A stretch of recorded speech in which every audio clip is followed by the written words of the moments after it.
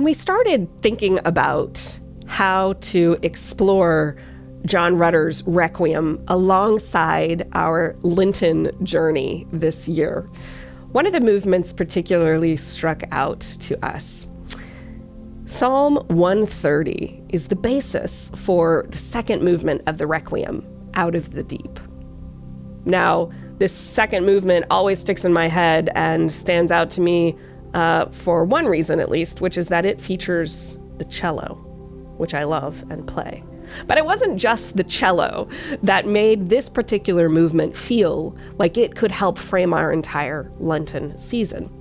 The use of 130 is powerful, especially as we think of the entire rhythm and pattern of this season. Psalm 130 is a short psalm. It's only 8 verses long. But what it does in just those short 8 verses is remarkable. It begins with a petition or with an invocation. It begins by naming the location of the psalmist. And then in verses 3 and 4, it acts as a kind of confession and assurance. In verses 5 and 6, we hear the psalmist name some spiritual disciplines of waiting and watching. And then in those final 2 verses, our psalmist names hope.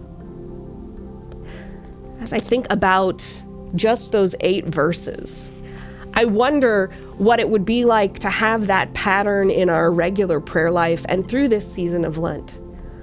To name where we are, to confess where we've fallen short and where God offers us forgiveness, to name the ways we can watch and wait, and to finally remember over and over again hope.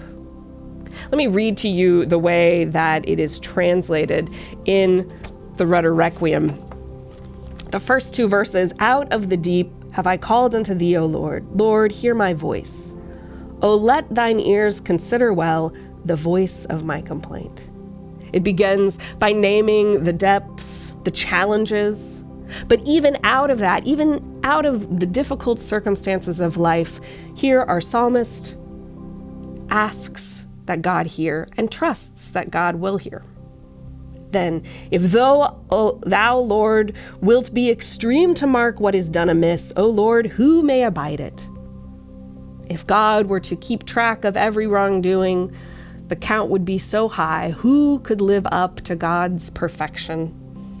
For there is mercy with thee, therefore shalt thou be feared. But God is merciful.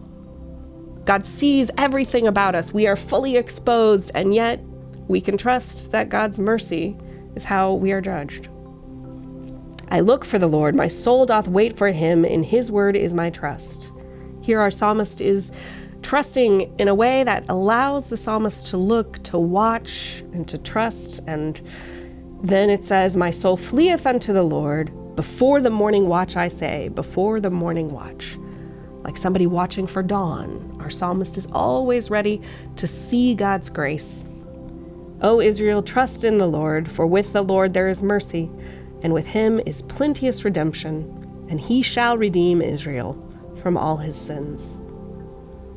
Throughout this season of Lent, we name our despair, we name the ways we've fallen short, but ultimately we also turn to God in a watchful way that trusts and hopes.